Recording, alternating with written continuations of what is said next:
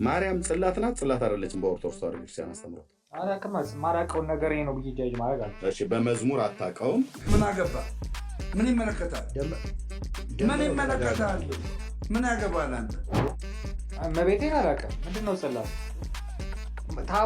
ታቦት ነው እንዴ? ጽላትም ራሱ የኛ ኢየሱስ እናቱን ያከብራታል። ሁለት የኛ ኢየሱስ እኛን ይወደናል። በደንብ ነው የምነግርህ። ያንተ ኢየሱስ ግን እናቱን ይጠላል። የሰማያዊው ክርስቶስ ማደሪያ ይህች ናት። አንዲትስ እንኳን የማይሻሩ 10 ቃላት የተጻፈባት የሙሴ ጽላት ይህች ናት እንዴ ናትና ድንግል ማርያም አንተ እንደሱ ይዘህ ተቀመጥ። በኋላ እንመጣበታለን። እንደምራው እንደዛ ይዘህ ተቀመጥ። ያ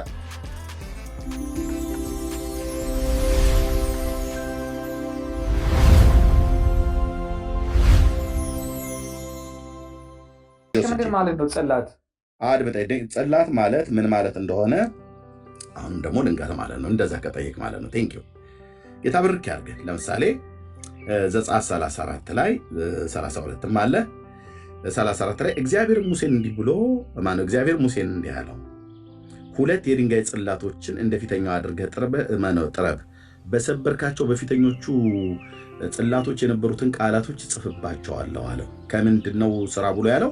ከዛስ ከምንድነው ስራ ያለው? ከ2 የድንጋይ ጽላቶችን ከድንጋይ የተጠረበ ሰሌዳ ማለት ነው ጽላት ወይ ደግሞ በነጮቹ ታብሌት ብለው እንደሚሉት ማለት ነው። ኦኬ እዛ ውስጥ መጥቶ ይጨምረዋል። እምን ውስጥ ታቦት ውስጥ ማለት ነው። የምታወራው በመጽሐፍ ቅዱስ ነው። የጠቀስከው መዝሙረ ዳዊትን ነው። አንተና የመቅደስ ታቦት ብሎ የሚለው ስለ ኦርቶዶክስ ታቦት አይደለም የሚያወራው፣ ስለ መጽሐፍ ቅዱስ ታቦት ነው። የመጽሐፍ ቅዱስ ታቦት ውስጥ ደግሞ ታቦቱ አሰራሩ አለው። ስፋት፣ ርዝመት፣ ወርድ፣ ቁመት አለው። በውስጡ ምን እንደሚያድር ምን እንደሚቀመጥ ይናገራል። ከዚህም የተነሳ ዘጸአት መጽሐፍ ምዕራፍ 40 ቁጥር 20 ጠቅሼ ነገርኩ። የሰራውን ከጌታ እጅ የተቀበለውን ጽላት ወስዶ በታቦት ውስጥ አኖረው ይላል። ስለዚህ ማርያም ታቦት ነች ብዬ ስልቅድም አዎ ብለኸኛል። እሺ ማርያም ጽላት ናት? አላውቀውም። ጽላቱን ለማላውቀው ነገር አንተ ባስረዳኸኝ እኔ አታውቅም አይደል? ኦኬ እሺ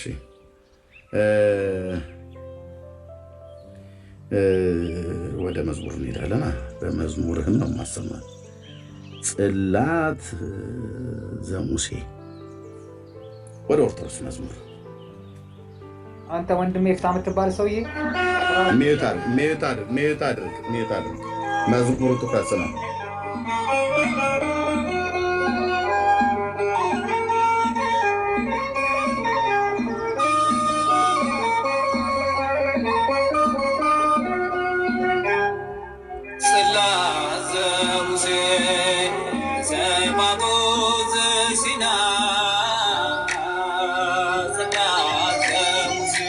ማን ነው ጽላት ዘሙሴ ብሎ የሚለው?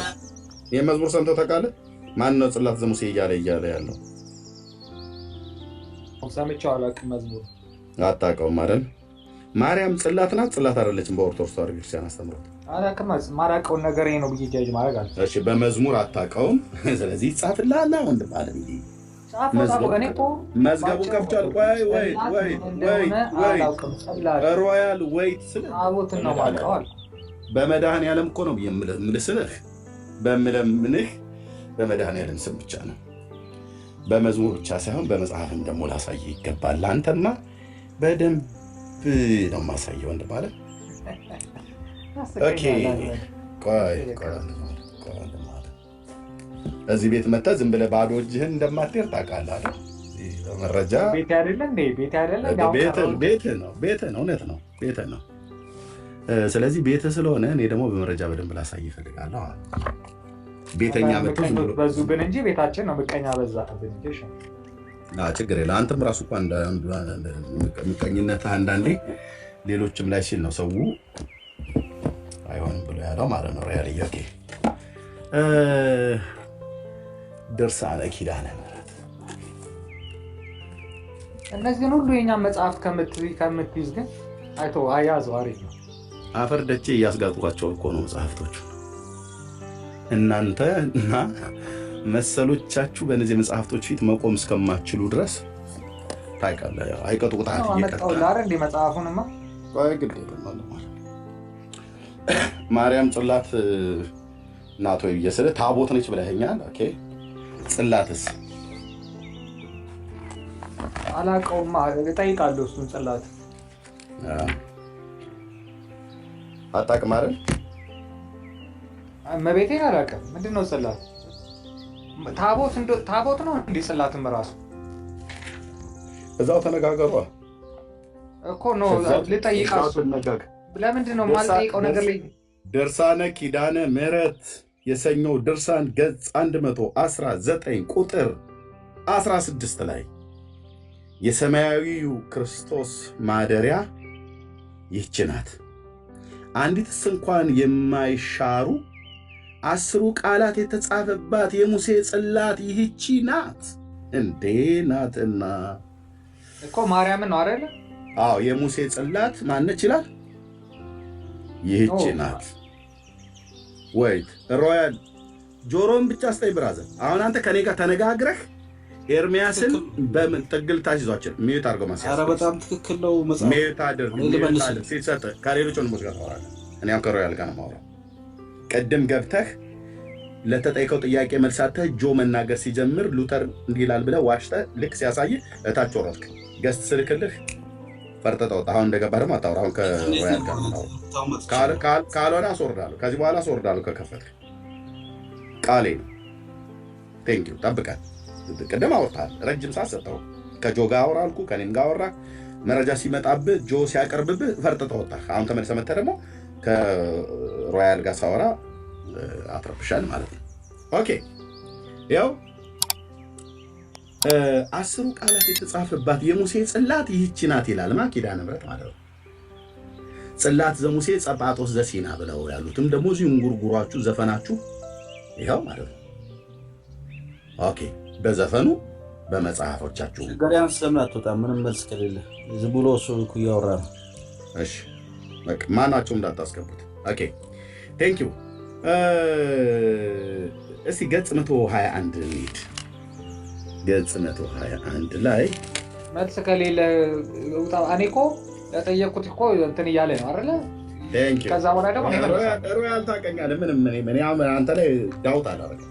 ታውቀኛለህ።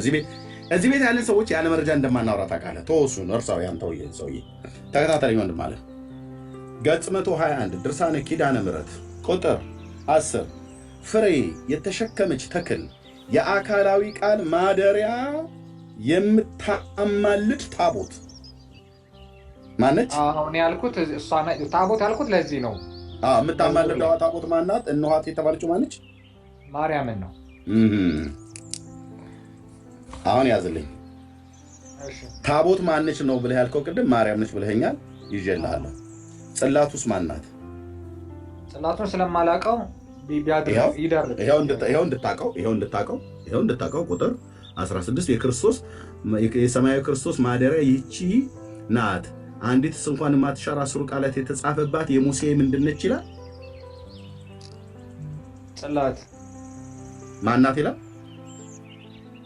የአዲስ እሱ የእንትኑ ነው እኮ አልኩ። ማናት ይላል? የሙሴ ጽላት ማናት ይላል? ይህቺ ናት የተባለው ስለማን ነው የሚናገረው? ስለ ጽላቱ ነው። ስለ ሙሴ ጽላት እኮ ማናት ታዲያ? ኪዳነ ምሕረት እና ማርያም ማለት ነው። ኦኬ ማርያም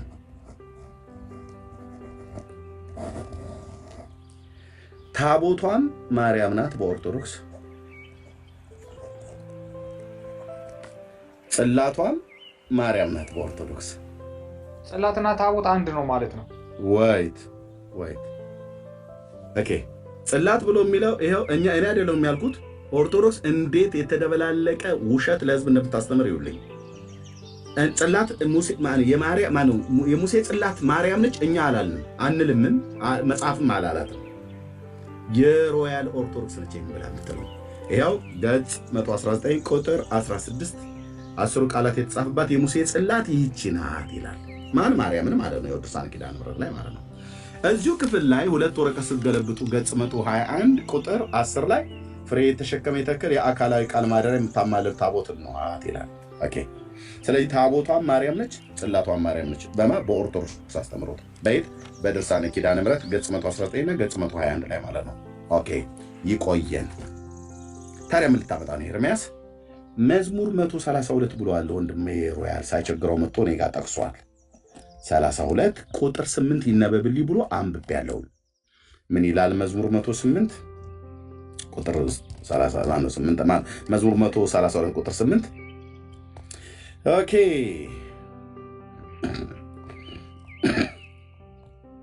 ሄድና ይሄን ጥቀስባቸው ምናፍቃለ ይሄን ስጠቅስ ወገባ ገዳቸው ነው የምሰውረተው ነው። ኧረ ማንም እኔ የሚልከኝ የለም ራሴ ነኝ ታገረኝ። እሺ ቁጥር 8 አቤቱ ወደ ረፍት ተነስ አንተና የመቅደስ ታቦት ተብሏል። የመቅደስ ታቦት የተባለችው ማን ነበርሽ ነው ያልከው ቅድም? ማርያም። እሺ በመቅደሱ ታቦት ውስጥ የሚያድረው ምን ነበረ ብሎናል ቅድም ሙሴ? ጽላት ብሏል አይደል? ጽላቱ የማን ምሳሌ ነው መሆን ያለበት? የክርስቶስ። ጽላቱ የክርስቶስ ነው መሆን ያለበት። ኦኬ ጽላቷ ግን ቤተክርስቲያን ማን ነች ነው ያለችው? ዞሮ ጽላቱ ዞሮ አይደለም። ጽላቱ ማን ነው ሪፕሬዘንት ማድረግ ያለበት? እንዴት ክርስቶስ ጽላቱ የሚያድረው ታቦት ውስጥ ነው አይደል? እሺ እኮ ስለዚህ ጽላቱ ማን ነው ብዬ ስለ የክርስቶስ ነው ብለኛል። ልክ ነው። አዎ ታቦቱ ማነች ብዬ ስለ ማርያም ነች ብለኛል ቅድም። ራይት አድርገው። እሺ ኦርቶዶክስ ግን ጽላቱ ማን ነው ብላ ያለችው እዚህ ማደሪያ ጽላቱ ማናት ነው ያለችው? ማን ነው ያለችው? ኖ እዚህ ማን ነው ያለችው? ኦርቶዶክስ ጽላቷ ማነች ነው ያለችው? አዎ እንዴ በጣም ብራዘር በደምብ ጥንፍፍ አድርገን የምናወራው ጽላቷ ማነች ነው ያለችው ኦርቶዶክስ እዚህ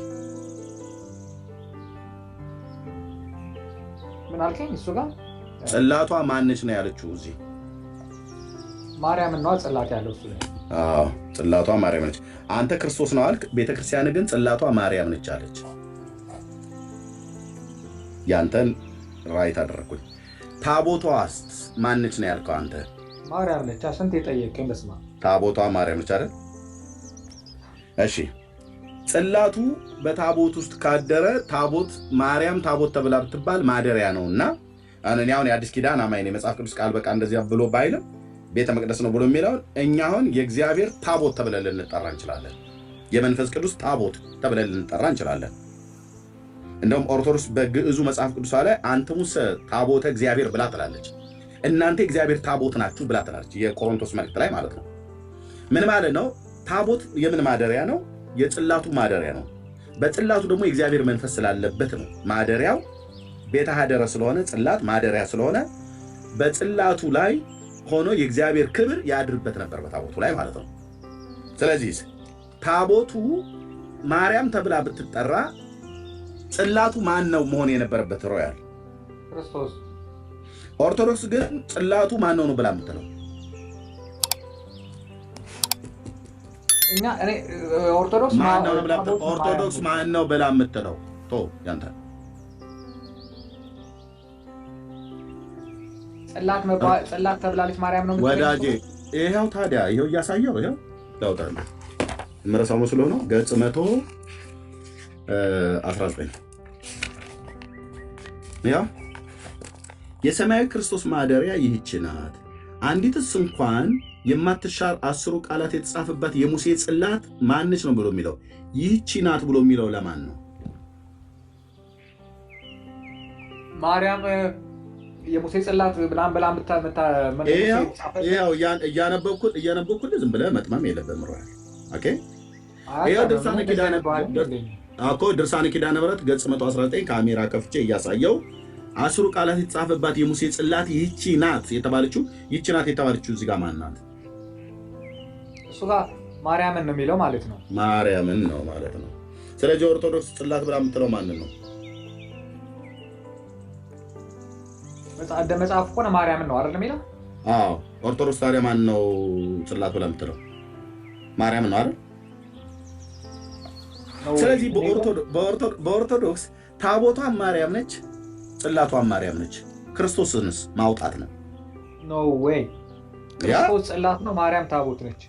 ኦኬ የት አለ ብሎ የሚለው በዚህ መጽሐፍ ብሎ የሚለው ማርያም ጽላት ናት፣ ይህች ናት ብሎ የሚለው ጽላት ናት።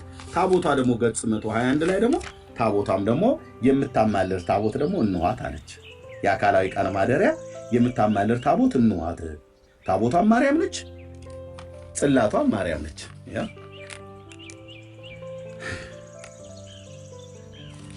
ለዚህ ኦርቶዶክስና ትምህርቷን እናፈራርሰዋለን። እኔ ምክንያት የምታፈርሰው ነገር የለም። ኦኬ ዋይት በመረጃ ነው ብራዘርዬ፣ በመረጃ ነው። መዝሙር 132 እንሄዳለን። መዝሙር 132 ኦርቶዶክስና ትምህርቷን ከነልጆቿ ጭምር እናፈርሳቸዋለን በእግዚአብሔር ቃል። ከዛ መድኃኔዓለም እንደገና ይሰራቸዋል ማለት ነው በቃሉ ወንጌል በኩል። ኦኬ አቤቱ ወደ ረፍት ተነስ አንተና የመቅደስ ታቦት ብሎ አለ። ታቦት የተባለ የመቅደስ ታቦት የተባለው አንተ የተባለው ክርስቶስ ነው ብለኸኛል። የመቅደስ ታቦት የተባለችዋ ማርያም ነች ብለኸኛል። ማደሪያው ነች አልኩ። ተነስ የተባለው ከየት ነው? ተነስ የተባለውማ ከሙታን መነሳቱን እንደማሳየት። ማንን ነው ተነስ የተባለው? ክርስቶስ ነው። ኦኬ ተነስ የተባለው ጌታ ነው። እሺ ከየት ነው ተነስ የተባለው? ከሙታን ነው? ክርስቶስ እኮ እንደ ሙታን አይቆጠርም እኮ ከሙታን ነው ተነስ የተባለው። በዚህ ክፍል ላይ ከሙታን በዚህ ክፍል ላይ ከሙታን ነው ተነስ የተባለው እሱ ነው ወይ ነው ያልኩ ያለው? አዎ እሺ ከሙታን ተነስ መባሉ ነው እያለ ነው።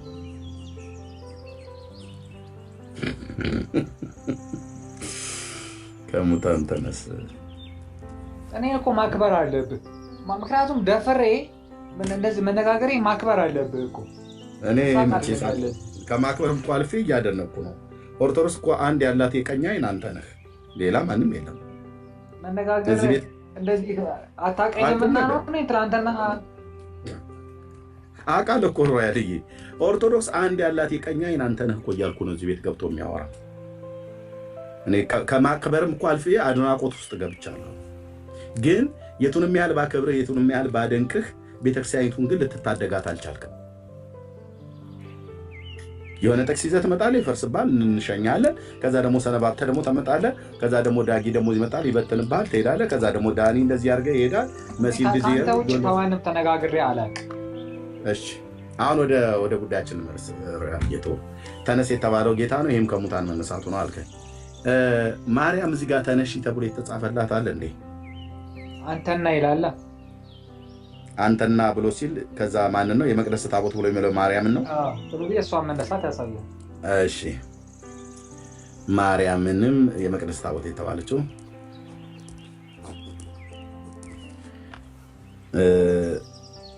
አንተ እኮ ትክክል አይደለም ምትሆነ እኮ አርጊው ታረገኝ እኮ ችግር የለብኝም። ይሄው እያደረኩ እኮ እኔ አልጻፍኩት። ቆይ አንተና የመቅደስ ታቦት ሰዎች ይጠይቃል። ችግር የለም። ይሄው አንተና የመቅደስ ታቦት ብሎ የሚለው ታቦት የተባለችው ማርያም ነች እያልከኝ ነው። ናት ለኛል በማይዋሽ ቃል ማለት ነው። ኦኬ ኢየሱስ ከሙታን መነሳቱ ስለተናገረሽ ከሙታን ተነስቷል ብለን ማለት። ስለዚህ የመቅደስ ታቦት ብሎ የሚለው ማርያም ስለሆነች ማርያምም ከሙታን መነሳቷን የሚናገር ክፍል ነው እያልከኝ ነው። ክፍል አዎ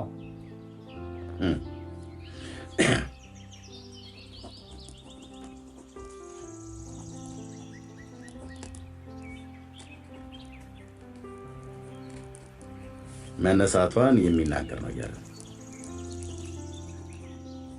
ማን ይህን ክፍል ማርያም ከሙታን መነሳቷን የሚናገር ነው ብሎ የተረጎመው? አላውቅም፣ ግን ኦርቶዶክስ እንደዛ ብላ ታስተምራለች።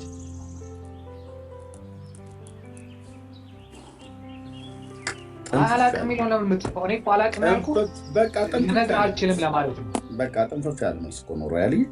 ጠምን የሚያረካ እኮ መልስ እኮ ነው የመለስከኝ። እኔንም ከመጽሐፍ ገላገልከኝ።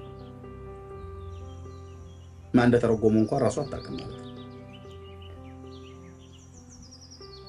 ስለዚህ ተርጉሟል በመጽሐፋቸው በመጽሐፍ ተተርጉሟል። ትርጓሜ አይደል? ግን እኔ ይሄ ነው ብዬ ልልህ አልችልም ነው አጭሩ ኦኬ ተተርጉሟል አረ በመጽሐፍ ይሄኛው የዳዊት መዝሙረ ዳዊት ላይ ይሄ ፍቺ በማርያም እንደዚህ ነው ተብሎ ተነግሯል እኮ ተተርጉሟል ተተርጉሟል ካልሆነ አንተ አይደለም ትረኛለህ ይቀራል ይሄ እኔ አልልህም ያለ ፍጻሜ አይደለም እኔ አልልህም ሙዚቃ መስማት ያለ ፍጻሜ አይደለም ግድ እኔ አልልህም ተጽፏል ብለኛል ይኸው ንባብና ትርጓሜ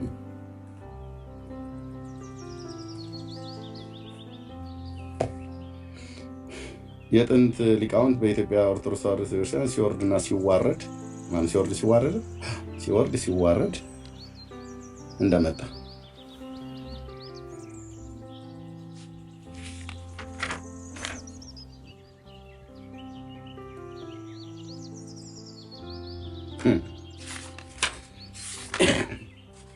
እንሄድልሃለን ተተርጉሟል ብለኸኝ ኧረ ተው እኔ ትናንትና መጽሐፍ አንባቢ ነኝ ምንም ልረዳ አልችልም ልረዳ አልችልም አይደለም ከኔ ጋር ልክ እኩል ዲቤት እንደገባ ሰው አክታታር እኔ ዲቤትም ገባን አላልንም ከአንተም ጋር ዲቤት መግባት አልፈልግም ስለዚህ እኔ አንተን የምረዳህ አንድ ነገር ብቻ ነው የትኛውንም ነገር ይዘና በነጥብ በመረጃ በገጽ በምዕራፍ በግዕዝ በአማርኛ ከመጽሐፍቶቻችሁ በሙሉ ማሳየት ብቻ ነው የኔ ስራ ሪከርድ እኮ አደርገዋል ሁሉንም ታውቃለህ አይደል ታዲያ እንዴት ታደርገውን ታዲያ አድርገህ እንደውም ወስደህ ለሰዎች ማሰማት አንተም ደጋግመህ መስማት ያለብህ እሺ ተርጉሟል አለ አንተ ወታቦተ መቅደስ ከይላ አንተና የታቦት መቅደስ ማለት ነው እሺ በዚህ ክፍል ላይ አንተ ስትነግረኝ ታቦት ተብላ የተባለችው ማርያም ናት ነው ብለህ ያልከኛል ሌላ ሰው ሊሆን አይችልም ሌላ ሰው ለምሳሌ ነጸዳለ ነው ወይዘሮ ቦጋለች ምናምን ነገር ሊሆን አይችልም እኔ አልጨምርም እና እንደዛ ብለው አንተ ተረጉመው ማርያም ብቻ ነች ወይስ ሌላ ሰው ተብሏል እሺ ታቦት ብሎ የሚለውን ማን ብለው እንደተረጎሙ አንተና የመቅደስ ታቦት ብሎ የሚለውን አንተ ታቦተ መቅደስ ብሎ የሚለውን አንተና የመቅደስ ታቦት አንተ ታቦተ ጽዮንን ይዘህ አንድም ነቢያትን ይዘህ ማለት ነው አንድም ካህናትን ይዘህ ተነሳ ይዘህ ተነሳ ነቢያትንም ይዘህ ተነሳ ካህናትንም ይዘህ ተነሳ ማለት ነው ከዛ ደግሞ አንድም እመቤታችንን ይዘህ ተነሳ አንድም ምእመናንን አንተን ሁሉ ያካታል ማለት ነው ይዘህ ተነሳ ማለት ነው ይላል በዚህ ክፍል ላይ ማን ነው ይዘህ ተነሳ ብሎ ያለው ነቢያት እንደዚህ ያለ ርህራሄ እንደዚህ ፍርስርስ አድርግባችሁ እንዴት ደስ እንደሚለኝ ካህናት እሺ እመቤታችሁ እሺ ማርያም ብዬ ልተርጉም ለማነው ለጻፈ ለዚህ እነሱ ስለጻፈ ኦኬ ከዛስ ምእመናን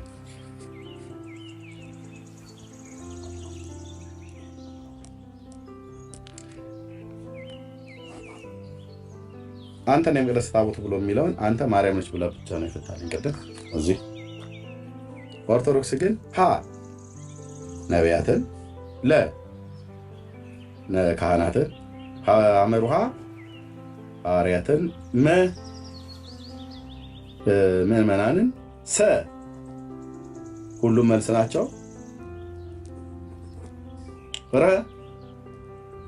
ሀና ሊሆኑ ይችላሉ የትኛው ነው መልስ ትክክል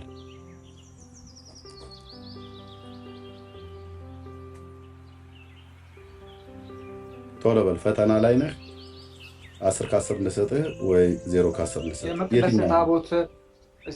የመቅደስ ታቦት የተባሉት ምእመናን ሁሉ ናቸው ካህናት ሁሉ ናቸው ነቢያት ሁሉ ናቸው ማለት ቤተክርስቲያኒቱ አንተ ግን ማርያም ታቦት ሊሆኑ ይችላሉ ታቦት ነህ አንተ እኮ ራሱ እኔ ብሎ ታቦት እሺ ታስቀኛል እኔ ታቦት ትለኛለህ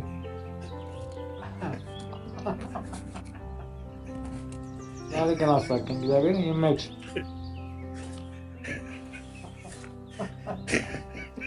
ውሎዬና ዳሬን ስለማቅ ታቦት ነህ ትላለህ እንደ እኔ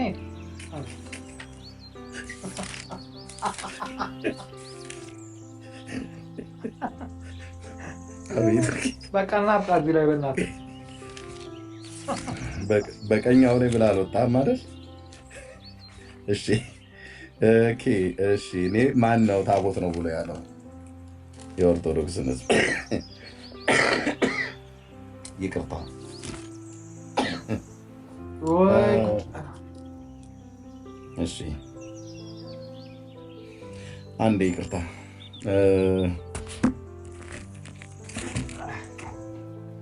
በጣም ብዙ መጽሐፎች አወጣን እኮ ለአንዲት አረፍተ ነገር። ታዲያ እንደዚህ ፍትት አድርገን ነው የምናወራው። ታውቃለህ አይደል? ሮያል እዚህ እንደማንቀልድ እኔ እኮ ችግር የለውም። ይሄንን እኮ መጠየቅ እችላለሁ። እኔ እውቀት ያለኝ ሰው አይደለው ምን አይደለው ኦርቶዶክስን አልወክል፣ ግን በድፍረት መናገር ስለምችል ገብቼ እናገራለሁ። እንደሱ ነው ማለት ያለብህ እንጂ መፈራበት ነገር የለም። ሰው የሚያምንበትን ነገር እንዴት ይፈራል? እሺ ሁለተኛ ቆሮንቶስ 6:14 ምን ብላ ትላለች ኦርቶዶክስ? ሁለተኛ ቆሮንቶስ 6:14 ላይ ታቦት ነች ብላ ያለች በግዕዙ ላይ የተናገረችውን 6:14 ያው ኦኬ የግዕዙንም ላምጣ ቆይ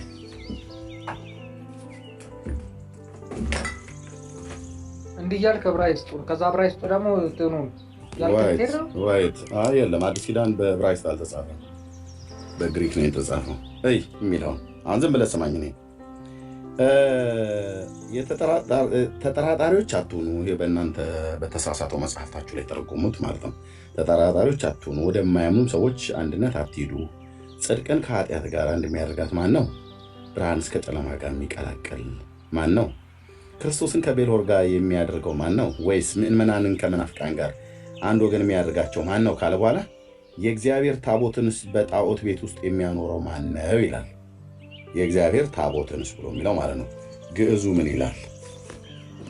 ሁለተኛ ቆሮንቶስ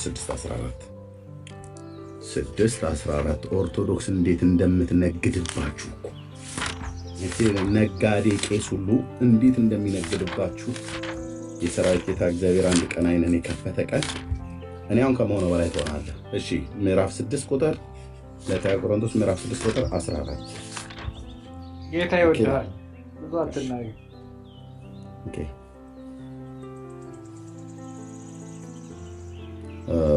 14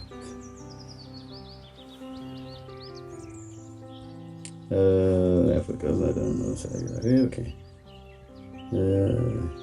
አዎ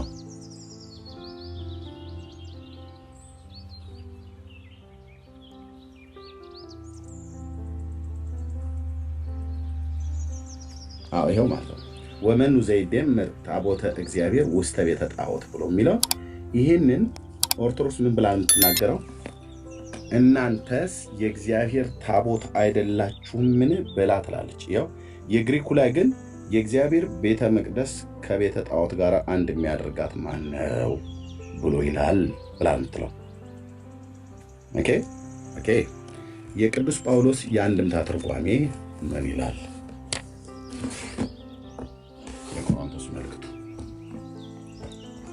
አሁን አንተን ለማሳመን ይሄን ሁሉ የምንጠቅሰው ማለት ነው። ያለ መረጃ እንደማናወራ ቤቱ ላይ ታወቅ ስላለበት ሁለተኛ ቆሮንቶስ መጽሐፍ ምዕራፍ 6 ቁጥር 14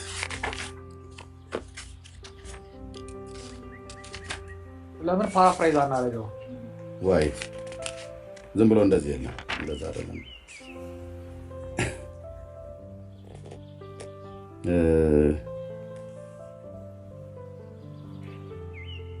ሁለተኛ ቆሮንቶስ መጽሐፍ ምዕራፍ 6 ክፍል ነው። ምዕራፍ 6 ምዕራፍ 6 ቁጥር 12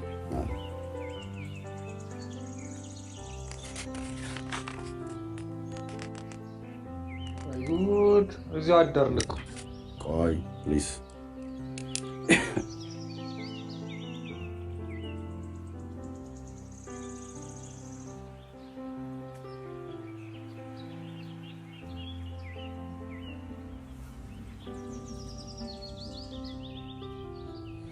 ይኸው ምን ይላል? ቁጥር 16 ላይ ወመኑ ዘይደን ታቦተ እግዚአብሔር ውስተ ቤተ ጣዖት ብሎ የሚለውን እዚህ ግዕዙ ላይ የጻፈውን ትርጓሜዎች ሲተረጎም ታቦተ እግዚአብሔር እስከ ቤተ ጣዖት ጋር ገብቶ የሚያኖረው ማን ነው? ሀተታ አንድ ቀንስ እንኳን ታቦተ ጽዮን ከቤተ ጣዖት ጋር ገብታ ብታድር ዳጎንን ጎማምዳ ጣለችው። እንግዲህ ሁሉ የእግዚአብሔር ማደሪያ ሰውነቱን የሰይጣን ማደሪያ የሚያደርግ ማን ነው አለ። ስለዚህ ታዲያ የእግዚአብሔርን ማደሪያ የሰይጣን ማደሪያ ሊያደርግ የሚችለው ማን ነው ብሎ ካለ የሚናገረው ስለ አዲስ ኪዳን አማኞች ነው ማለት ነው። ኦኬ ካለ በኋላ አኮኑ ንህነ ውስተ ቤተ ውእቱ ቤቱ ለእግዚአብሔር ሕያው፣ ይሄ ማለት የእግዚአብሔር ማደሪያ እኛ አይደለንም ምን ብሎ አለ ይላል። ስለዚህ የእግዚአብሔር ማደሪያው እኛ ከሆንን የአዲስ ኪዳን ማለት ነው። አንትሙሰ ታቦተ እግዚአብሔር ብሎ ያለው ማንን ነው ማለት ነው? ምእመናንን ነው ማለት ነው።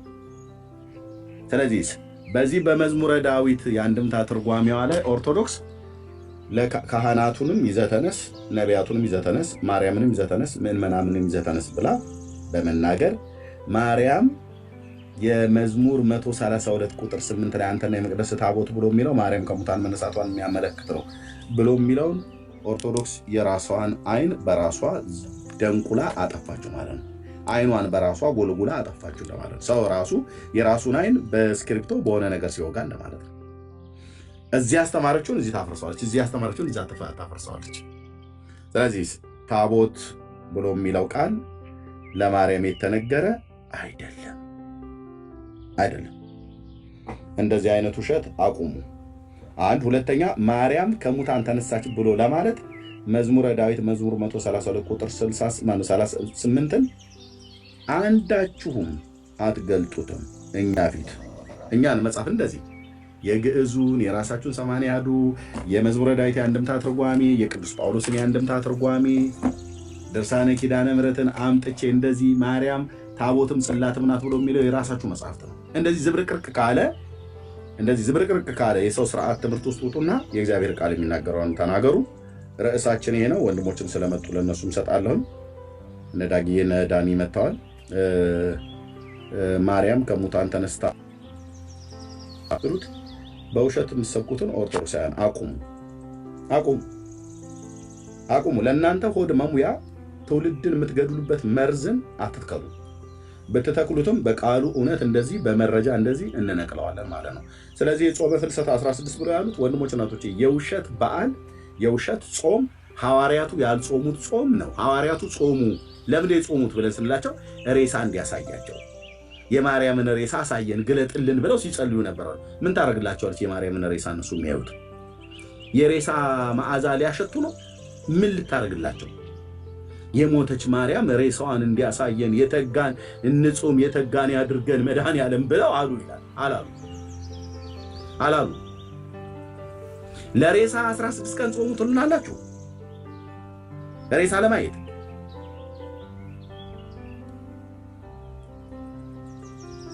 እንዲህ አይነት ትምህርት በዘራችሁ አይድረስ እና ቴንኪው። እንኳን ደህና መጣችሁ ዳጊሻይ ዳንዬ። ማሲያስ ከጆን ጋር መቀጠል ይችላል። ቅድም የጀመራችሁትን ጨርሱና ከዛ ወደ ሌሎችም እንሄዳለን።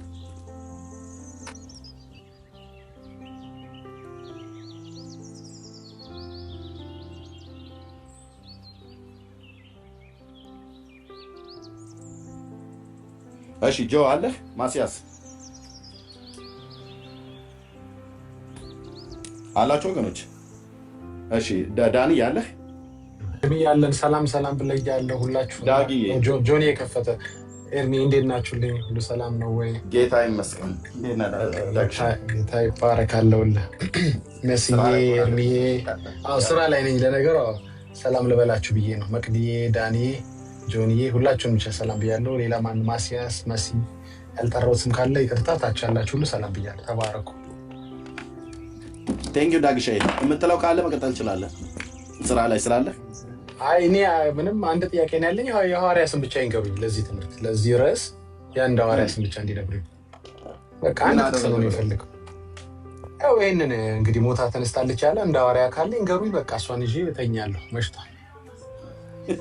በቃ እነሱ ዝም ካሉ እኔም ዝም ነው የምለው። እንኳን ልጾም ኤርሚቻ ተው፣ ክፉ አታናግረኝ እስኪ። እንዴት ያለ ሰላምታ! እኔ ማርያም እንዳለች ነው የምለው። ይሄ እንዴት ያለ ሰላምታ ነው ነው።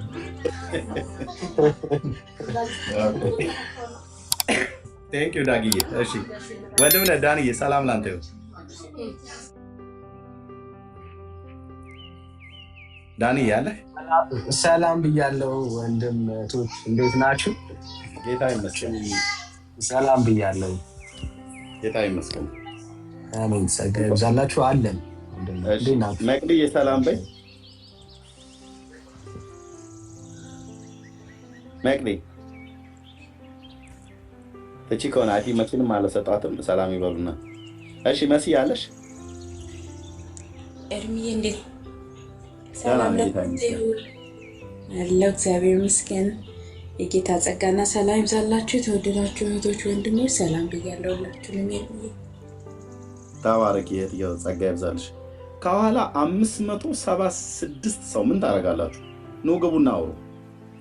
ከ576 ሰው በላይ ከበስተኋላ ቢሃይንድ ባይ ተደብቆ ይሰማል። ኑ ግቡና አውሩ እንጂ እዚህ ወገኖች። እሺ ቤዛ ኩሉ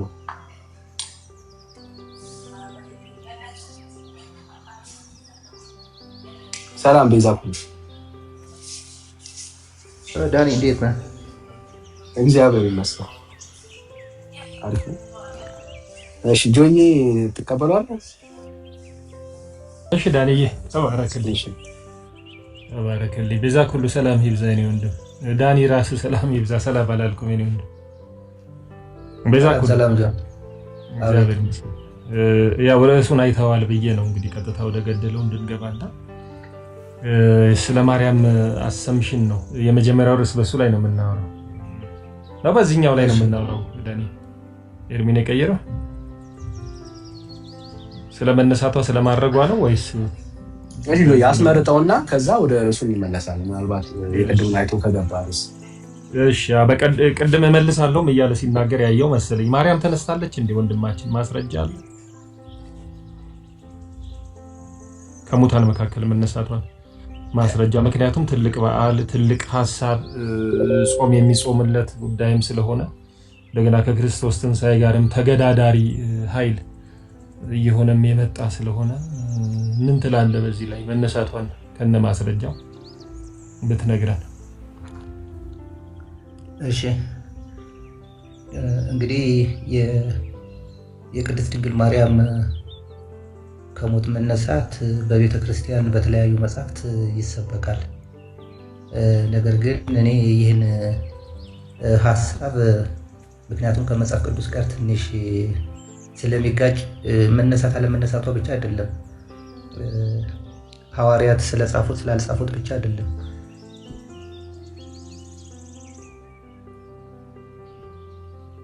ሐሳቡን አትገዛውም ማለት ነው። ኦርቶዶክስ ቤተ እምነት ነህ ወይስ ቤተ እምነትን አልጠየቅኩም? ያው በስምህ ገምተን ነው የምንሰማው። ይቆራረጣል ስልክ። ቤዛ ኩሉ አትሰማም። ኦርቶዶክስ ቤተ እምነት ነህ አይደል? አዎ ኦርቶዶክስ ነኝ፣ ግን ብዙ የማልቀበላቸው በቤተክርስቲያኗ ውስጥ ያሉ አስተምሮዎችን የማልቀበላቸው አሉ። ኦኬ፣ ይሄን የማርያምን መነሳት ለምንድን ነው የማትቀበለው? ምክንያቱም ቤተክርስቲያኗ ትቀበለዋለች ወይ?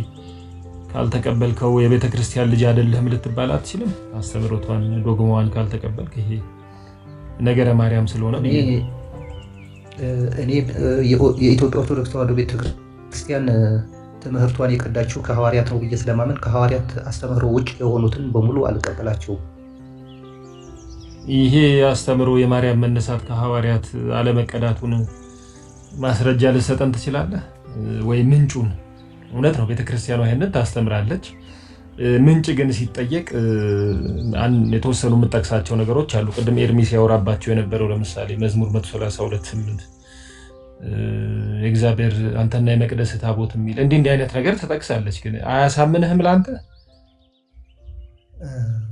ለእኔ አያሳምነኝም። ምክንያቱም የቅድስት ድንግል ማርያምን ማድረግ እውነት ከሆነ መጻፍ የነበረባቸው ሐዋርያት ናቸው። ምክንያቱም ከሐዋርያት መካከል አንዱ በጣም ፍቁር እግዚእ የሚባለው ዮሐንስ አብሯት እስከ ገነት ድረስ ተነጥቋል ተብሎ ነው የተጻፈው እና ይሄ ደግሞ ከጌታችን ከኢየሱስ ክርስቶስ ሞትና ትንሣኤ ቀጥሎ ያለው እንደኔ ያረዳድ ትልቁ ታምር መሆን ያለበት ይህ ነው።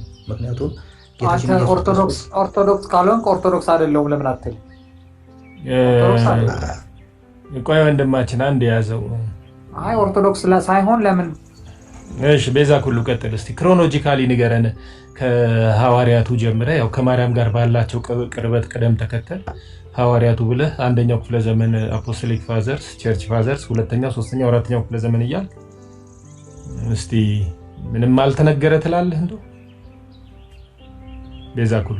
አዎ የቅድስት ድንግል ማርያም ከሞት መነሳት እውነት ከሆነ በሐዋርያት መጻፍ ነበረበት ነው እኔም የምለው ማለት ነው። ምክንያቱም ሐዋርያት በመካከላቸው የነበረች ቅድስት ድንግል ማርያም ምክንያቱም ለምን መሰለህ እንደዛ ምለው የቅድስት ድንግል ማርያም ከመሞትና ከሞት መነሳት በጣም ትልቁ ከጌታችን ከኢየሱስ ክርስቶስ ሞትና ትንሣኤ ቀጥሎ ትልቁ ክስተት ነው ብዬ ነው እኔ የምይዘው። ምክንያቱም ይህ ትልቅ ክስተት ደግሞ በመጽሐፍ ቅዱስ መዘገብ ነበረበት ነው እኔ የምለው።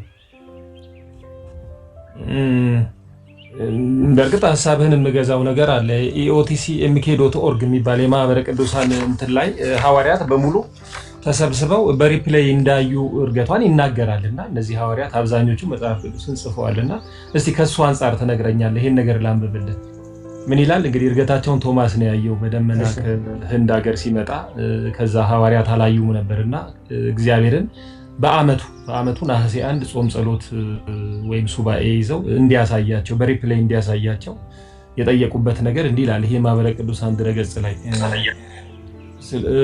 የሰጠችውንም ሰበን አሳያቸው ቶማስ ነው እንግዲህ። እነርሱም እርገቷን ማየት ፈልገው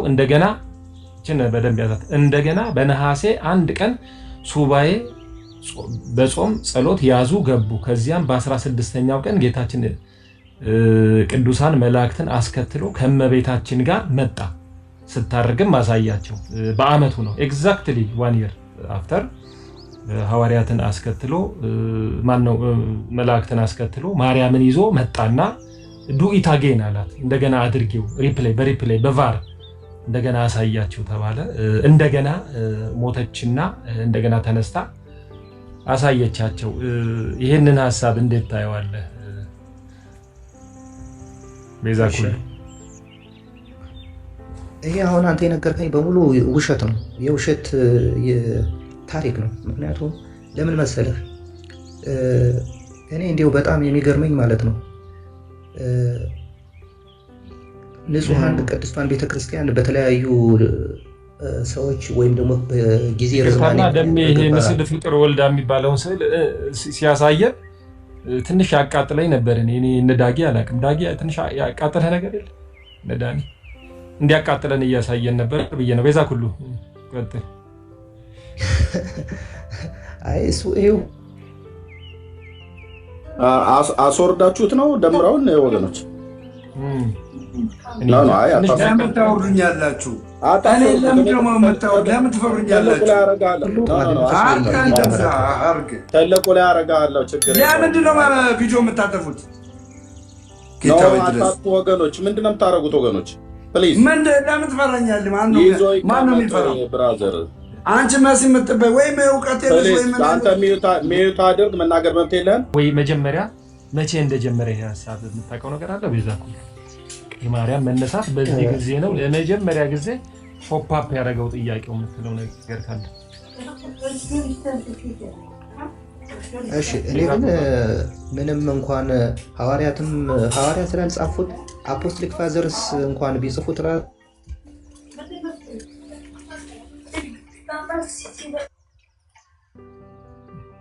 አለ ቤዛ ኩሉ ትቋረጣለህ።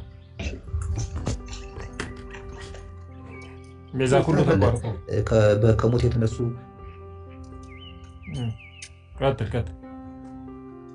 ከሞት የተነሱ ብዙ ሰዎች ተጽፈዋል። ታምር የተደረገላቸው ብዙ ሰዎች ተጽፈዋል። እና ይሄ የቅድስት ድንግል ማርያም ከሞት መነሳት፣ ወደ ገነት መነጠቅ፣ እንደገና ተመልሶ መሞት፣ እንደገና ለሁለተኛ ጊዜ መነሳት፣ ይህ ሁሉ መጻፍ ነበረበት ነው የምለውና ምክንያቱም ዮሐንስ ቢያንስ እንኳን የተወሰነ ነገር ሊነግረን ይገባ ነበር ነው። ቶማስ በደመና ላይ ሲቀበል ይህን ሁሉ ቢያንስ መናገር ነበረባቸው። ሐዋርያት ጾም ሲይዙ ጾም ሲጾሙ ይህን ሁሉ መጻፍ ነበረባቸው ነው ብለው። ስለዚህ ከሐዋርያት ያልሆነ ነገር ሁሉ ስህተት ነው። ምክንያቱም ሀሳቡ በጣም ከበድ ያለ ስለሆነ ስህተት ነው ብዬ ነው የሚይዘው። ታዲያ ቤተክርስቲያኗ ይሄ ትምህርት አለኝ ብላ ይህን የሚያክል ፕራክቲስ በነሐሴ ታካሂዳለች እና ትምህርቶችን ምቀዳው እኔ ከአባቶች አስተምሮ ነው ከቀደሙት ነው። ሐዋርያዊ ቅብብሎሽም አለኝ እኔ ጠንካራ ነኝ እኔ ዝም ብዬ ወፍ ዘራሽ ትምህርት አላመጣም ማለች። ታዲያ ከየት ነው ያመጣችው? ምንድን ነው የምትደግፈው? አሁን ቅድም አንድ ልጅ ገብቶ ነበር ሉተርም ምናምን እያለ ወደ ሌላ አቅጣጫ ሲሄድ ነበር። አባቶችም ያምኑ ነበር አለ። የትኞቹ አባቶች የትኞቹ መጽሐፍት ናቸው? እንግዲህ ዓለም አቀፎቹ ዓለም የሚያውቃቸው የአሌክሳንድሪያም የምስራቅም የምዕራብም ቤተክርስቲያናት አባቶች ሜንሽን ካላረጉ በደንብ አስረግጠው ካልተናገሩ ከየት ነው ታዲያ ቤተክርስቲያኗ መጣችሁ? ወፍ ዘራሽ ትምህርት እኮ እንዳንል ብዬ ነው ቸኩለን። የምታውቀው ነገር አለ?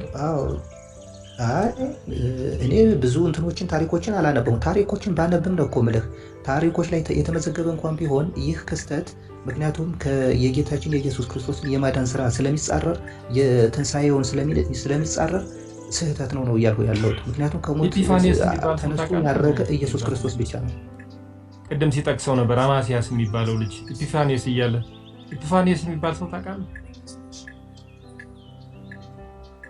ኢፒፋኒየስ የሚባል ሰው 4ኛው ክፍለ ዘመን ሰው ነው። ለመጀመሪያ ጊዜ ቸርች ውስጥ ስለ ማርያም መነሳት፣ ማረግ፣ መሞት ባልተጠቀሰበት ጊዜ ይሄ ሰውዬ ፓናሪዮን የሚባል መጽሐፍ ጻፈና እንግዲህ በዛን ጊዜ በነበረ ሁኔታ ከብራና የሚሆን ከምናምን ጻፈና አንድ ነገር ተናገረ። ለመጀመሪያ ጊዜ ሀሳቡን የሚያጭር ምንም የሰማኸው ነገር ከሌለ እንደው ዝም ብዬ ለሌሎቹም ለማሳሰብ ያህል ይሄ ሰውዬ ነው በቃ ስለ ማርያም ማድረግ ሀሳብ ያነሳውና ምን ብሎ ነው ግምት ነው የተናገረው። እሱ ምን አለ? ትሞት ሰማዕት ሁሉ ግን ኦርቶዶክስ አይደለም ነው እንድታውቁት። እሺ ቀጥል ዮሐንስ። ማስያስ መጣ። እሺ ቅድም ኤጲፋኒየስ ብላለች። ስለ ኤጲፋኒየስ ንገረን። እንደምን አደራችሁ? በእኛ ውጭ ላላችሁ ደግሞ እንዴት ናቸው? ስንት ሰው ሚራጅ የሚባል ሰው ከጠዋት ጀምሮ እዚህ ቤት ገብቶ ነበር። አላየንም። እኔው የለሁም ቤቱን የቆረቆርኩ ታብታብ ያደረኩ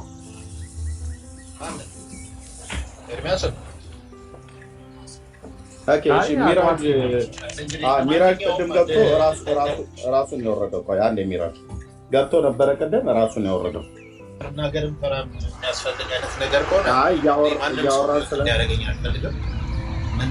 መማማር ከሆነ ትክክለኛውን ነገር እንነጋገራለን። መወረፍ መንቀፍ አያስፈልግም። እውነቴን ነው። ኤርሚያስ ወይ ኪዳነ ምሕረት ሲሆን ልደታ ሲሆን ወይ እኔ ሚት ያደረግኩ ከየት ቤተ እምነት ነህ ብዬ ስጠይቅህ የተግባቦት ህግ ካወቅ ማለት ነው። አሁን አንተ ስርዓት እንዲኖር ቤቱ ላይ አይ ቲንክ ምክር ልሰጠን ይመስለኛል። ግን ስርዓት ሰጪ ምክር እንደዛ ነው። መማር ካለበት ትማራለህ። ከኔ ከዛ በኋላ እውነቱን ትረዳለህ። ከዛ ችግር የለም።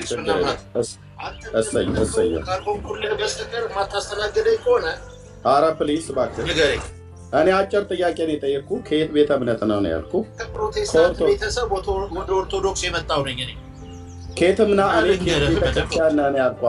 አሁንም ይኸውልህ አየህ፣ የተግባቦት ህግ አታውቅም። እንዳንተ አይነት እሺ፣ የተግባቦት ህግ አታውቅም። የተግባቦት ህግ ስታውቅ ታች ሆነ ተመልሰህ ትመጣለህ ማለት የተግባቦት ህግ ስታውቅ። እኔ እንኳን ደህና መጣህ አልኩህ። ቅድም ገብተህ ነበር ራስህን የወረድከው ብያልኩህ። የተግባቦት ህግ ስታውቅ ትመጣለህ። እኔ የምለው ምንድን ነው የነካችሁት? በተራለ እንዴ? እኔ አላውቅም። ያው አታውራለህ። ተነክቷል። የተግባቦት ህግ የማያውቅ ሁሉ ማለት ነው። የልደታ ልጅ ምናምን ፉከራው ላኩ ገደሉኝ። ምንድን ነው እና ተመልሰና የተግባቦት ህግ ወቅ። እሺ ሰላምታ ነው የሰጠኸው፣ ከየት ቤተ እምነት መሆንህን ነገርከን።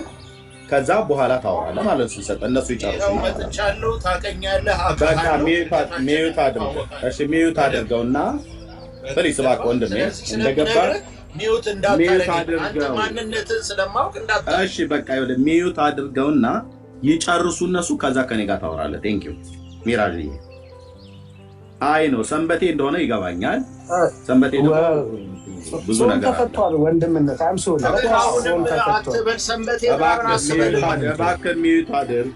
ሰው ይጨርስበት አይጠራም። እናንተ እኮ እሺ እባክህ ሚራጅ አየህ እባክህ ቅድም አንተ ስርዓት እንዲኖር ቤቱ ላይ መምከር ጥሩ እኮ ባልከፋት፣ ግን ከየት ቤተ እምነት ነን እንተዋወቅ ነው ያልኩህ። ነገርከኝ ከኦርቶዶክስ ነህ ባለሰንበት የሆነ ማለት ነው። እነሱ ይጨርሱና ከኔ ጋር ታወራለህ። የፈለግከውን የምታቀኝም ላይ ታወራለህ፣ የትኛውም ላይ ማለት ነው። ጆዬ ጦሎ አጠር አድርጋችሁ ጨርሱ። ከዛ ወደ ሚራጅ እንሄዳለን ማለት ነው። ማሲያስ ከዚህ በኋላ ማይክን ሚዩት አድርገው። ከዳኒ ጋር በኋላ ትቀጥላለህ ወይ ከዳጊዬ ጋር የምታወራ ከሆነ ማለት ነው። ሚዩት አድርገውና ተቀመጥ። ማሲያስ ማይክን ሚዩት አድርገው። ዳኒ ማሲያስን አናግረው፣ ያ በኋላ ያወራል። እሺ ኦኬ። እንደዛ ከሆነ እሺ ሚራጅ ይቅደም። ሚራጅ ቅድም ገብቼ ነበር አታስወሩም ብሎ ስላለ እንኳን ደህና መጣ ሚራጅ። እንኳን ደህና ቆየህ። እሺ ኦርቶዶክስነት እሺ እኔ ያው በደህና ነው የቆየሁት። አንተ ድምፅህ ሩቅ ነው። ድምፅህን አስተካክለው። ድምፅህ ሩቅ ነው። እያሽከረከርኩም ስለሆነ ነው የማናገርህ እኮ። ድምፅህ ሩቅ ነው። እኔ ምን እያረክ ነው የምታወራኝ አላልኩም። ድምፅህ ሩቅ ነው። አሽከርክረህም ከሆነ የሰው ነገር ውስጥ አትግባ ዘለህ። እባክህ ልለምንህ፣ ከጠጡ አትንዱ የሚባል ነገር አለና አይ ነው ሰንበቴ እንደሆነ ባቅን እኔ ምን እየሰራ ነው የምታወራው አይደለም ያልኩህ። ድምፅህን ምንም ስራ ምንም መኪናም እየነዳ ከሆነ ኤርፎን ካለ ኤርፎንን ጠጋ አድርገውና ወይ ደግሞ ስፒከርን ማድረግ ካለብህ አድርገው ወይ ቮሊዩም መጨመር ካለብህ አድርገው። ድምፅህን ብቻ ነው ከፍ አድርገህ ያልከው። ተኝተህ ነው ወይ የምታወራኝ? እየበላህ ነው ወይ? እየነዳህ ነው ወይ? ቆመህ ነው ወይ? አልጠይኩም።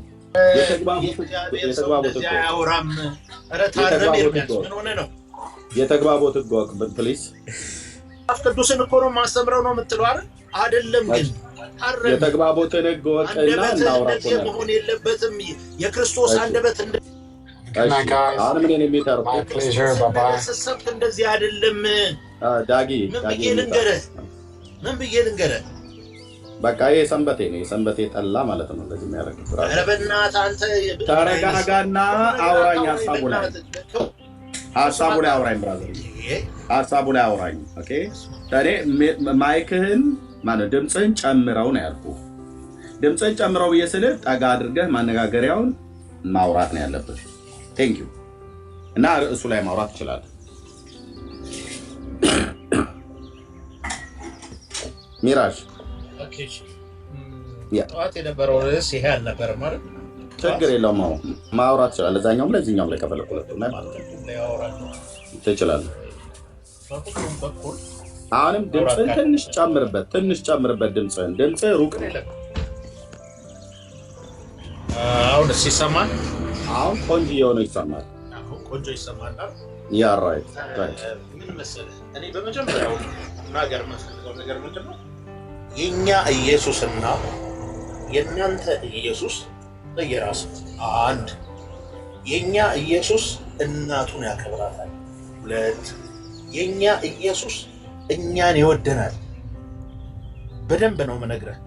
ያንተ ኢየሱስ ግን እናቱን ይጠላል፣ እናቱን ይንቃል፣ እናቱን ይወርፋል። በእናቱ ላይ የሚነሳውን ነገር በሙሉ የኔ እናት አይደለችም ብሎ ነው የሚከደው። ይሄ ደግሞ ሐሰተኛው ኢየሱስ ተብሎ ይገለጣል በእኛ። ገባ? እኛ የምናመልከው ኢየሱስ እናቱን ይወዳል። እኛም እናታችን የስጋ እናታችንን እንድንወድ አድርጎ ምሳሌ አድርጎ የሰጠንና ከእሷ ጋር ያጣበቀን እሱ እናቱን ስለወደደ ከእናቱ ከወጣበት ማህፀን እሱን ስላከበረ ነው እኛ እንድናከብራት ያደረገ። ግን ደግሞ ሁልጊዜ እሷ ስም በተጠራ ቁጥር የሚያመው እሷ የምትረግጠው ጭንቅላቱን የምትረግጠው ሴቲቱም ይላል መጽሐፍ ቅዱስ አይደል? እንግዲህ የትርጉሙን ለእናንተ ትቻለሁ። አይ ነው ትርጉሙን ለእኛ አታውም፣ ራስንም ታመጣ ነው ለሃሉ ለምሳሌ የእናንተ ተተረጎመላችሁ ለእናንተ ተተረጎመላችሁ ሳወራ ተደማመጥ ብራዘርዬ። እሺ አንተን የምታወራው የጠቀስከውን ጥቅስ ትርጉሙን ለእናንተ ትችላችኋለሁ የሚባል ነገር የለም። ጥቀስ፣ ትርጉሙን ለእናንተ ትችላችኋለሁ የሚባል የለም። ጸጥ ብለን የምንሰማ ጥቀሰው ክፍሉን፣ ከዛ ተርጉመው። እኛ አንተርጉመውም፣ ያንተን ጥቅስ እኛ ለምን ተርጉመዋለን? እየተረጉም ታውራን በደንብ አስተምርሃለሁ። ስለ ፍቅሯ በደንብ ትማራለህ። ከዛ በኋላ በእሷ ፍቅር ውስጥ ትኖራለህ። ክርስቶስ ኢየሱስ የትኛው ክርስቶስ ኢየሱስ ነው የሚለውን ታውቀዋለህ። አሁን አንተ ያለህበት ክርስቶስ ኢየሱስ ትክክለኛው አይደለም። ልንገርህ ወንድሜ፣ ተመለስ። ጭንቅላት ተሸብቧል።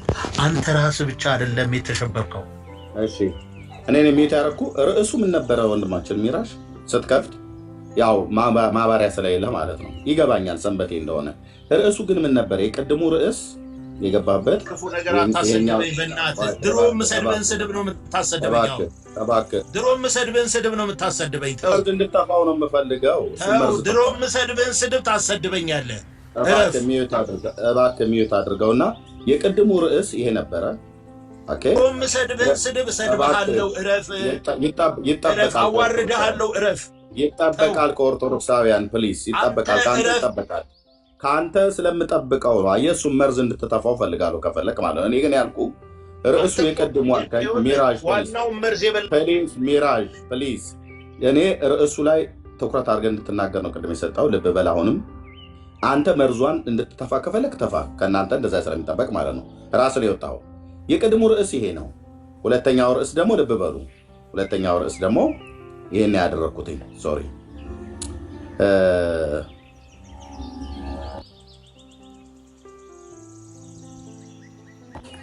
አሁን ያሳየሁት ማለት ነው። ኦኬ በሁለት የቅድሙ ላይ ለምን ቀየርከው አለኝ። ኦኬ ቀይሬዋለሁ እዚህኛው ማለት ነው። ሁለቱም ላይ ማውራት ይችላል አልኩት። የእናንተ ኢየሱስ የእናቱን አይወዳትም አለ። የኛ ኢየሱስ ግን እናቱን ይወዳታል አለ። የእነሱ ኢየሱስ አባቱ ማን እንደሆነ እንዲነግረኝ፣ የእኛንም ኢየሱስ ስለሚያውቀው አባቱ ማን እንደሆነ እንዲነግረኝ፣ የእነሱ ኢየሱስ እናቱ ማን እንደሆነች እንዲነግረኝ፣ የእኛንም ኢየሱስ እናቱ ማን እንደሆነ እንዲነግረኝ፣ የቱን ጋር ደግሞ የእናንተ ኢየሱስ ብሎ ያለው እናቱን እንደሚጠላም እሱም ጭምር እንዲነግረኝ ነበር። አይ ነው ሰንበቴ እንደሆነ አውቃለሁ። ጌሾ ነው እንደዚህ የሚያስወራችሁ አብዛኞቻችሁ ማለት ነው። ያው ቤቱ የሚጠጣበት አተላ የሚጠጣበት ቤት ስለሆነ ማለት ነው። ይሄ እውነት ነው፣ ጄኑን እውነት ስለሆነ ማለት ነው። ኦኬ ስለዚህ ከገባህ እና አስተምረን ንገረን። ስለ ኢየሱስ የጀመርከውን የእናንተና የኛ ብለህ ያልከውን በመረጃ የተደገፈ ነገር እያደረክ ንገረን። ኦኬ ከዛ ውጭ እንድሰድብ አትጠብቅ እንዴ። ይጠበቃል እንጂ ከኦርቶዶክስ ማስደብ በደንብ ነው የሚጠበቀው። እርግማን ስድብ የተማራችሁት አይደል? መጽሐፍቶቻችሁ ሁሉ በሙሉ የሚናገሩት፣ የጸሎት መጽሐፍቶቻችሁ ሁሉ የሚናገሩት ይሄን ነው። እኔ ያልኩ ስርዓቱን ጠብቀህ የቤቱ ርዕስን ጠብቀህ የቅድሙና ያሁኑ ማለት ነው። ቅድም ከሞታ ያልተነሳች ማርያምን አትስበኩ። ይሄኛው ደግሞ የጌታና የማርያም ስሟ ተራ ስም ነው ብለን ስንል እናንተ ለማናደድ አይደለም። በእርግጥም ተራ ስም ስለሆነ ማለት ነው። ማለት እንደማናቸውም ስም ነው። ተራ ስም ነው ማለት ኃይል የለውም፣ ማዳን የለውም፣ ጥበብ የለውም፣ የኃጢአትን ስርየት አይሰጥም። ኦኬ በእናንተ ኦርቶዶክስ ተዋሕዶ ቤተክርስቲያን ግን አስተምሮት መምህራኖቻችሁ ብቻ ሳይሆኑ በመጽሐፍታችሁ ላይ ማርያም በማመነው ስሟ ለመጽደቅ ሆኖ እንኳን ትውልድ የሚጸድቅበት ስም ሆኗል። የጌታን ስም የሚጠራ ይድናል ወይ ይጸድቃል ተብሎ እንደሚታመን እንደዚሁም ደግሞ የማርያምን ስምም የጠራ ይድናል ይላል ታምረ ማርያም ታምር 12 ቁጥር 62 ላይ። እንደዚሁም ደግሞ ለፍጥረቱ ሁሉ መጽደቂያ ሆና ተገኝታለች ይላል ነገረ ማርያም ላይ። ዳጊ በጣም ብዙ ጊዜ ይሄን ክፍል እንደውም ያነሳዋል ነገረ ማርያም ላይ ማለት ነው። ስለዚህም ውብት ስውጥት አላት ወልድኪ ነፍሳተ ሶበ አርአየኪ በእሳተ ኩነኔ ዛሙ የሚለው ክፍል ማለት ነው። እና ማርያም ለፍጥረቱ ሁሉ መጽደቂያ ሆና ተገኝታለች ይላል። ስለዚህ ምኗ ነው መጽደቂያ ሆኖ የተገኘው ብለን ስንል ስሟ ነው። ስሟ የማርያም ስም የመዳን ነው ይላል ማቴዎስ ወንጌል የታምረ ማርያም ታምር 12 ቁጥር 62። እንደዚሁም ስሟ መጽደቂያ ነው ይላል። ነገረ ማርያም አባ ጊዮርጊስ ዘጋስጫ ማለት ነው። ሚራዥ ከገባ ትችላለህ፣ ካልገባ ግን ቅድም ስታወራ የነበረውን ሮያል ከማን ጋር ነበር ስታወራ የነበረው? አንተና እኔ ያወራነውን የዳዊት መዝሙረ ዳዊት ጨረስን አይደል? ቅድም ምን አልከኝ? ጨረስን አይደል? ቅድም ኖ መጨረሻ ላይ ፓራፍሬዝ አላረግ ነው 132 አንተ እኔ ለማርያም ነው ብዬ ስል አንተ አይደለም ብለኛል አይደለ? እና ለማን ነው? እሺ አንተ ያንተ ነገር ለማለት እኔ ለማርያም ነው። ምኑን የምነግርህ መዝሙረ ዳዊት ላይ አንተ ታቦቱ ነው ብለህ ያልከው ማርያም ነው አይደል? ቅድም ያልከው አዎ፣ የመቅደሱ ታቦት የሚለው ማርያም ነው ስለ አንተ ደግሞ አይደለም አልከኝ። ስለዚህ አንተ የምትለው ምንድን ነው? እሱ ማወቅ ፈልጋለሁ። ያ ክፍል ቀጥታ ከዘይትም ስናገርበት ነበር። ያ ክፍል አንተን የመቅደስ ታቦት ብሎ ያሉት ራሱ ታቦቱን ነው። ኦኬ፣ ራሱ ታቦቱን ነው። ጊዜው መቼ ነው ብለህ ካልክ ንጉሥ ዳዊት ነው ይሄንን የተናገረው። ንጉሥ ዳዊትና እግዚአብሔር መሀል ላይ የተማማሉበት ምዕራፍ ነው ያ ምዕራፍ ሮያል። ለበበል አንተ መስማት ያለብህ ከመጽሐፍ ቅዱስ የተጻፈበትን ታሪካዊ ዳራውንና የተጻፈበትን ዘመን ነው ማወቅ ያለብህ። መዝሙር 132 ዳዊትና እግዚአብሔር የተማማሉበት ምዕራፍ ይባላል። እሱ ክፍል ዳዊት ምን ብሎ ነው ለእግዚአብሔር የማለው? ለያዕቆብ አምላክ የተሳለው አየህ፣ ወደ ቤቴ አልጋ አልወጣም፣ ወደ ቤቴ አልገባም፣ ወደ ምንጣፌም አልጋ ላይ አልወጣም፣ ለዓይኖቼም እንቅልፍን ሽፋሽፍትን አልሰጥ ምናምን ነገር እንደዚህ ብሎ የሚለው ክፍል ታስታውሰዋል? አንብበዋል? ምዕራፉን ሙሉ በሙሉ እሱን አላነበብኩት። አየው፣ ችግሩ ይሄ ነው። ችግሩ ባለፈውም መጽሐፍ ቅዱስ አንብብ ያልኩ ብታነበው ኖሮ እንደዚህ ነው ብሎ የሚለው ክፍሉ ማለት ነው። ለሮያል ቢያንስ ጥቅሱን እንኳን ሙሉን አንብበው ሮያል። ይኸውልህ ስማ ምን እንደሚል። አቤቱ ዳዊትን ገርነቱን ሁሉ አስብ። ከኔ ጋር ነህ ሮያል? በትክክል እንድሰማ ይፈልጋለሁ። አዎ እንዴ እየሰማሁ ነው። ማይኩን ሚውት አታርገው። እኔ እናንተ ስለምናወራ ችግር የለውም። ማይኩን ሚውት አታርገው፣ ተከታተለኝ። ይኸውልህ